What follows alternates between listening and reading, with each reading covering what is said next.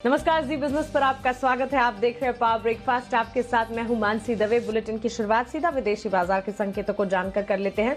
2 दिन लगातार तेजी विदेशी बाजार में जरूर देखने को मिली, लेकिन अब यहां पर देखिए बिकवाली का दबाव विदेशी बाजार की तरफ से आता हुआ। सबसे पहले एसजीएक्स निफ्टी आपकी टीवी स्क्रीन पर 12,890 के इर्द गिर्द ये ट्रेड करता हुआ करीब लाल निशान के साथ यहां पर कामकाज है। डाउ फ्यूचर्स में आप देखेंगे 62 अंकों की गिरावट देखने को मिल रही है। हांगकांग के बाजार ऑफकोर्स यहां पर हल्की सी खरीदारी जरूर दिखा रहे, लेकिन साथ ही जापान के बाजार में 200 पे देख चुके हैं।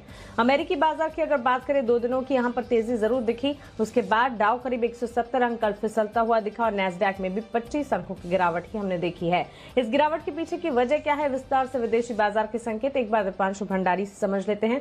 थोड़ी ही देर में जी बिजनेस के मैनेजिंग एडिटर अनिल सिंह भी हमारे साथ जुड़ेंगे, उनसे आज के लिए पहली रणनीति जानेंगे। Deepanshu, good morning. विदेशी बाजार के संकेत एकाएक अमेरिकी बाजार में क्या हो गया जिसके चलते बिकवाली आ गई? Good morning Mansi. कुछ ज्यादा कोई नया ट्रिगर नहीं आया। इतनी जबरदस्त तेजी हुई थी इससे पहले हमने देखा कि 2 दिनों में 900 अंक की तेजी हुई थी, तो थोड़ा कंसोलिडेशन हुआ है। कोई ज्यादा भारी गिरावट नहीं थी, बिल्कुल सीमित दायरे में कारोबार हुआ है।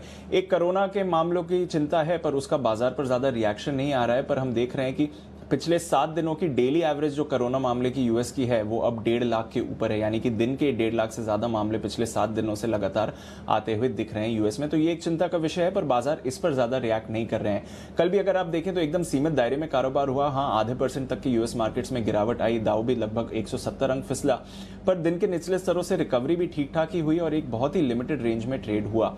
कमजोर रिटेल डेटा आया अक्टूबर के महीने से, वहां से सेंटिमेंट थोड़ा बिगड़ा जरूर है और इसलिए हमने देखा कि दिग्गज रिटेल स्टॉक्स में बिकवाली रही। हालांकि वॉलमार्ट के नतीजे अनुमान से काफी बेहतर रहे, पर वहां पर भी हमने गिरावट का ही प्रेशर देखा। इसके अलावा अमेजॉन ने कहा है कि अब वो फार्मेसी बिजनेस में एंटर कर रहे हैं। ऑनलाइन मेडिकल सप्लाई अब अमेजॉन करेगा, इसलिए जो वहां के फार्मेसी स्टॉक्स हैं जो काफी बड़े हैं, वहां पर हमने गिरावट आती हुई देखी है। S&P 500 में शामिल होने की खबर से टेस्ला के शेयर में 8% का उछाल देखा। 21 दिसंबर से टेस्ला S&P 500 का पार्ट हो जाएगा।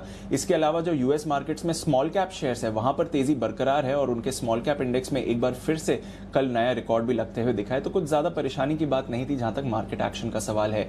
अगर आप यूरोप भी देखें तो यहां पर भी मिला जुला ही कारोबार रहा, लगभग आधा % ऊपर या नीचे ही आपको बाजार दिखे। सोना, तेल और साथ ही डॉलर, ये तीनों ही एक रेंज में ही ट्रेड होते दिखे। तो ज्यादा कुछ परेशानी की बात नहीं है, हल्की सी गिरावट देखी है और कोई नया ट्रिगर भी नहीं था जहां तक मार्केट्स का सवाल है। बिल्कुल दीपांशु, शुक्रिया ये जानकारी के लिए और हमारे साथ जुड़ने के लिए। तो अच्छी तेजी के बाद एक कंसोलिडेशन फेज यहाँ पर देखने को मिल रहा है। कुछ अहम ऐसे ट्रिगर्स नहीं जिसके चलते बिकवाली का दबाव इतना हावी हो रहा है, लेकिन ऑफकोर्स कोरोना के आंकड़े हैं जो कि परेशान कर रहे हैं। दिन में कैसे पैन आउट होता है विदेशी बाजार, उसका इम्पैक्ट भारतीय बाजार पर अब देखना होगा। कल के कारोबारी सत्र में एफआईएस डीआईएस का एक्शन एक बार देख लीजिए। एफआईएस की तरफ से खरीदारी के आंकड़े आए हैं। कैश मार्केट में एफआईएस ने करीब 4,905 करोड़ की खरीदारी की है, वहीं वायदा बाजार में एफआईएस ने 3,268 करोड़ की खरीदारी ही की है। डीआईएस की तरफ से कैश मार्केट में 3,829 करोड़ की बिकवाली है। तो डीआईएस कैश मार्केट में कर रहे हैं बिकवाली, लेकिन वायदा बाजार और कैश मार्केट में एफआईएस की खरीदारी के ही आंकड़े आते हुए दिखे हैं। चलिए अब सीधा रुख करते हैं हमारे स्पेशल सेगमेंट का, जहां हम रोज बात करते हैं जी बिजनेस के मैनेजिंग एडिटर अनिल सिंह से।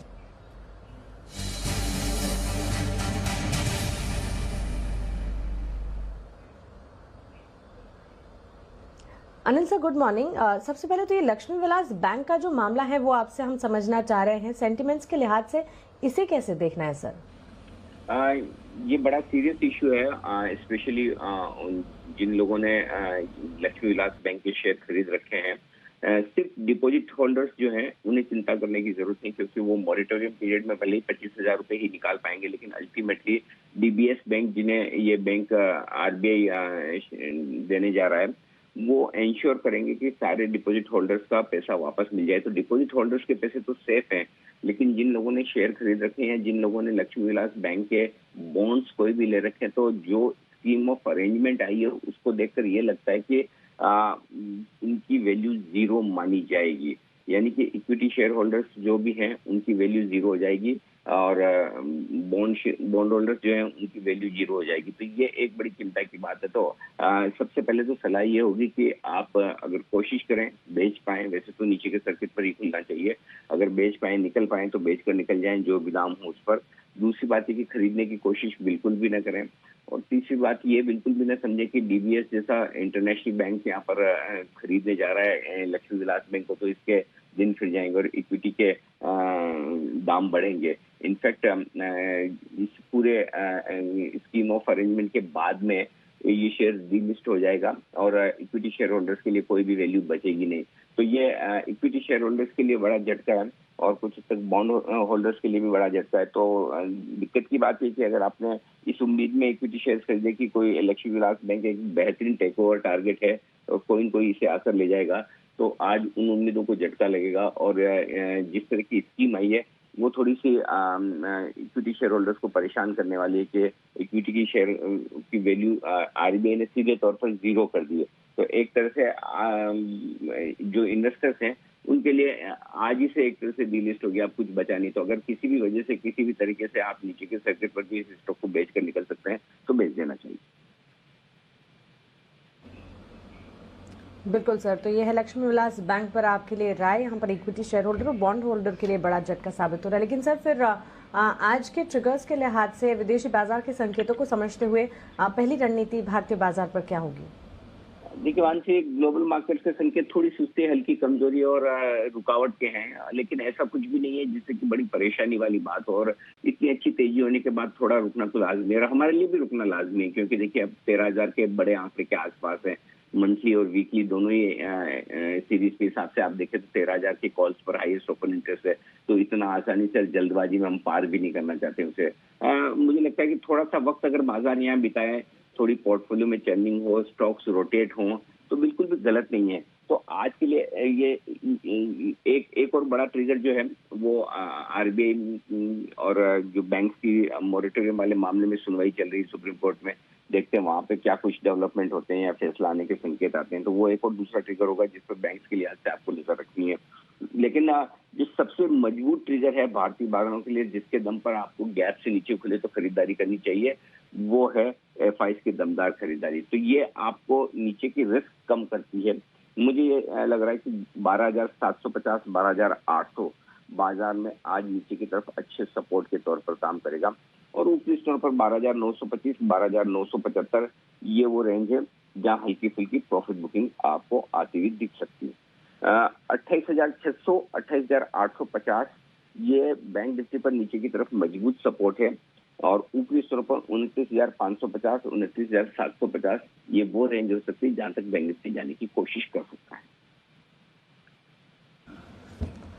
बिल्कुल अनिल सर, शुक्रिया ये जानकारी देने के लिए और ट्रेडिंग रेंज साथ ही लक्ष्मी विलास बैंक पर अपना एनालिसिस हमें समझाने के लिए। तो यहाँ पर आप देखिए ट्रिगर्स तो कई सारे हैं, लेकिन आज हर ट्रिगर को ध्यान से आपको समझना होगा। सबसे ज्यादा इंपॉर्टेंट एफआईआई की दमदार खरीदारी के आंकड़े हैं जिसके बल पर ट्रेडिंग रेंज और बाजार का रुख यहाँ पर एक्शन बेस देखने को मिल सकता है। अगर पहली रणनीति की बात करें 12,750 से 12,800 निफ्टी के लिए सपोर्ट जोन्स का काम करेंगे। 12,925 से 12,975 ऊपरी रेंज है, इसे आप मानकर चले। बैंक निफ्टी 28,600 से 28,850 के सपोर्ट जोन्स को मानकर चले। ऊपरी रेंज की अगर यहाँ मैं बात करूं 29,550 से 29,750 का दायरा, इसे ऊपरी रेंज के तौर पर आपको मानना है। तो यहाँ आज के लिए पहली रणनीति, लेकिन साथ ही आज अहम सुनवाई का दौर भी होने जा रहा है। लोन मोरेटोरियम पर आज अहम सुनवाई होने वाली है। क्या होगा कोर्ट में, जानते हैं दानिश आनंद से। दानिश, गुड मॉर्निंग, बताएं इस मामले में ताजा जानकारी क्या है हमारे पास? Good morning. देखिए सुप्रीम कोर्ट में लोन मोरेटोरियम मामले में अहम सुनवाई होने जा रही है और अगर हम पिछली सुनवाई की बात करें तो जो one of the few first petitioners थे उन्होंने कोर्ट को इन्फॉर्म करा कि वो सरकार के कदमों से संतुष्ट हैं और वो अपना पिटिशन वापस लेना चाहते हैं। लेकिन आज की जो सुनवाई है उसमें हम एक्सपेक्ट कर सकते हैं उन इंडस्ट्री से आर्गुमेंट्स जिनको अभी सीधा किसी तरह की राहत नहीं मिली है।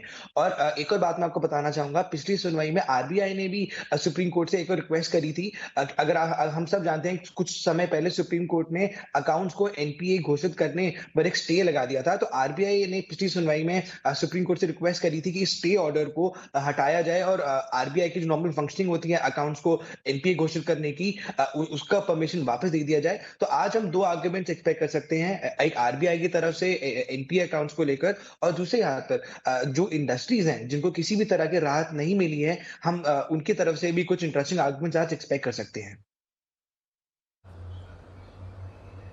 बिल्कुल दानिश, शुक्रिया ये तमाम जानकारी के लिए और हमारे साथ जुड़ने के लिए। लोन मोरेटोरियम मामले को लेकर ये है आपके लिए ताजा जानकारी। चलिए अब खबरों वाले शेयर्स जान लेते हैं। पूजा त्रिपाठी हमारे साथ जुड़ गई हैं। पूजा, गुड मॉर्निंग, बताएं खबरों वाले शेयर्स आज कौन से हैं?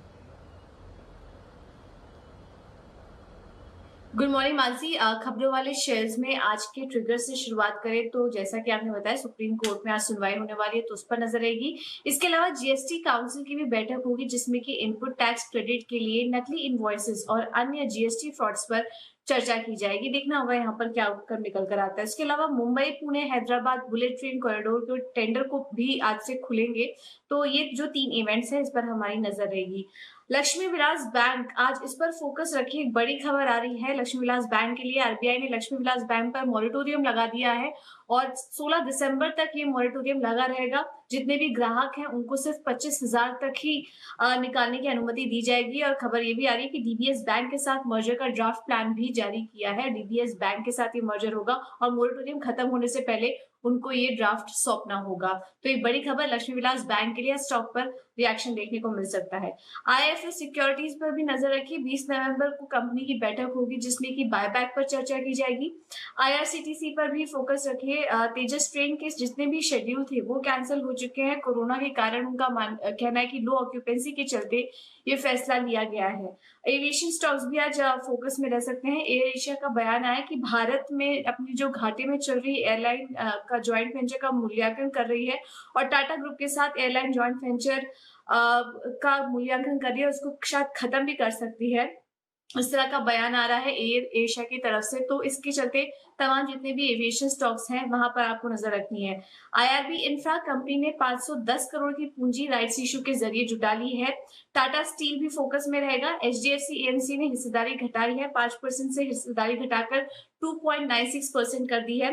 तानला प्लेटफॉर्म भी आज फोकस में रहेगा। 2 विदेशी प्राइवेट इक्विटी फंड्स ने कंपनी में ब्लॉक डील के जरिए हिस्सा खरीदा है जिसमें कि कैपिटल ग्रुप का नाम आ रहा है और सिंगापुर की अवांसा कैपिटल ने भी यहाँ पर खरीदारी कुछ की है और प्रमोटर का हिस्सा बढ़कर 41.2% हो चुका है। तो ये तानला प्लेटफॉर्म से जुड़ी जो खबर है इस पर नजर रखिए। और आखिर में बात करते हैं नतीजे की। बनारी अमान शुगर के नतीजे आए हैं। नतीजे अनुमान से बेहतर हैं। अगर सेल्स फिगर को हटा दे तो नतीजे बेहतर दिखाई दे रहे हैं। बिक्री में 6% की गिरावट है।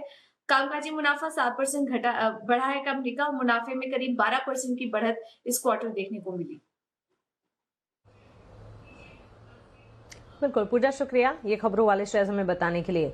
जी बिजनेस के खास शो बाजार आज और कल में एचडीएफसी सिक्योरिटीज के वीके शर्मा ने ऑप्शन की दमदार रणनीति सुझाई है। आइए अब वो देख लेते हैं। आज मैं एक नहीं 2 ऑप्शन सुझाऊंगा। पहला तो वोल्टास जो काफी जोर शोर में चल रहा है और यहाँ पे 780 की नवंबर कॉल मैं सजेस्ट करूंगा 15 रुपए 50 पैसे में लेने के लिए और स्टॉप लॉस रखें 12 रुपए। दूसरा है टाटा पावर। टाटा पावर 58 रुपए पे के आसपास क्लोज हुआ है। यहाँ पे 58 रुपए की स्ट्राइक प्राइस की मैं कॉल सजेस्ट कर रहा हूँ नवंबर महीने की। 1 रुपए पैसे पर ली जा सकती है। स्टॉप लॉस रखें 1 रुपए का, टारगेट रहेगा 3 रुपए। ट्रेडिंग कॉल से तीनों खरीदारी की तरफ इशारा कर रही है। आनंद राठी सिक्योरिटीज से शुरुआत करेंगे। एसबीआई लाइफ पर खरीदारी की राय, 900 के लक्ष्य को मानकर चले 845, 845 का स्टॉप लॉस लगाना होगा। वहीं सन फार्मा खरीदारी कीजिएगा, 540 के लक्ष्य को मानकर चल सकते हैं। 505 का एक स्टॉप लॉस यहां पर लगाया जाए। एक्सिस सिक्योरिटीज की राय एल&टी फाइनेंस होल्डिंग्स पर है। खरीदारी की राय 73.90 के टारगेट्स को ध्यान में रखें। 69 का एक स्टॉप लॉस लगाकर यहां पर भी खरीदारी का मन बनाया जा सकता है। चलिए अब हमारे साथ हमारी टेक्निकल एनालिस्ट सिमी भौमिक जुड़ गई हैं। सिमी, गुड मॉर्निंग, स्वागत है आपका जी बिजनेस पर। इंडेक्स पर अपना नजरिया, साथ ही आज के लिए स्टॉक स्पेसिफिक आपकी राय भी बता दीजिए। Very good morning Mansi. Index पर अभी भी खरीदारी का ही नजरिया रख रहे हैं क्योंकि इंट्राडे में करेक्शन भी देखने को मिल रहा है, लेने का भी मौका मिल रहा है। तो निफ्टी को खरीदने का सलाह दे रही हूँ। लोअर लेवल्स पर थोड़ा सा डीप मिलता है तो जब तक 12,800 होल्ड करता है तब तक कोई टेंशन नहीं है, लेने का चीज है। और मुझे लगता है कि 12,770 के नीचे स्टॉप लगा के निफ्टी को खरीदा जा सकता है कोई भी डीप में। टारगेट 12,920 से 950 का ही मैंने रखा है क्योंकि वही एक रेजिस्टेंस एरिया नजर में आ रहा है। जब ये डिसाइसिवली क्रॉस हो जाएगा मानसी, तब हो सकता है कि निफ्टी 13,000 के ऊपर भी जा सकता है। तो कुल मिलाकर मुझे निफ्टी में खरीदारी करने का ही सलाह देना था।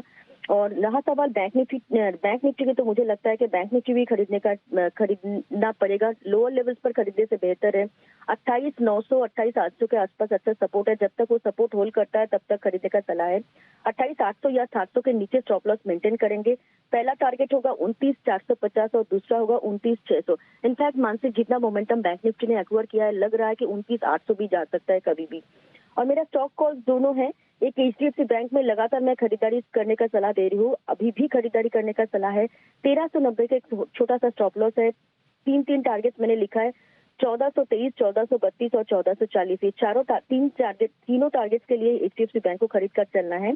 और दूसरा स्टॉक होगा CDSL, उसको भी खरीद कर चलने का सलाह है। 500 के ऊपर क्लोजिंग आया था, 495 के नीचे स्टॉप लॉस लगा के खरीदारी करने का सलाह। पहला टारगेट 518, दूसरा टारगेट 525। ये दोनों टारगेट्स के लिए CDSL को भी खरीदा जा सकता है। Thank you Mansi. बिल्कुल सिमी जी, शुक्रिया ये जानकारी के लिए, निफ्टी, बैंक निफ्टी और साथ ही स्टॉक स्पेसिफिक अपनी राय हमें बताने के लिए। लेकिन साथ ही कमोडिटी बाजार पर आज क्या करना है जानने के लिए हमने बात की आनंद राठी कमोडिटीज के जिगर त्रिवेदी से। उनकी कॉल्स आपके सामने रख देते हैं। सबसे पहले गोल्ड पर यहाँ पर उन्होंने कॉल दी है बिकवाली की। 50,600 के टारगेट्स को यहाँ पर ध्यान में रखा जाए। 50,900 का स्टॉप लॉस लगाइएगा। बिकवाली करने की राय। गोल्ड दिसंबर कॉन्ट्रैक्ट 50,800 पर अगर ये मिले तो आप सेल कॉल इनिशिएट करके चल सकते हैं। क्रूड पर उतार चढ़ाव के बीच ट्रेड देखने को मिल रहा है, जिसके चलते बिकवाली की रणनीति अपनाइए। 3,050 के लक्ष्य को यहाँ पर ध्यान में रख के चल सकते हैं। 3,100 ये एक स्टॉप लॉस लगाना होगा। 3,060 के लेवल्स पर अगर ये मिल जाए नवंबर कॉन्ट्रैक्ट में, क्रूड में भी सेल कॉल इनिशिएट करने की राय। वहीं कॉपर बेस मेटल्स की चाल अगर देखें तो एक्शन भी देखने को मिला है और पिछले दिनों कॉपर में शानदार मजबूती देखने को मिली, जिसके चलते और ज्यादा तेजी की पूरी गुंजाइश है। 550 के टारगेट्स को यहाँ पर ध्यान में रखा जाए। 542 का स्टॉप लॉस लगाए। 545 के लेवल्स पर अगर मिले नवंबर कॉन्ट्रैक्ट में यहाँ पर खरीदारी करनी होगी। ये राय फिलहाल आपके लिए। यह है कमोडिटी मार्केट्स का अपडेट। चलिए इसी के साथ पावर ब्रेकफास्ट में फिलहाल इतना ही।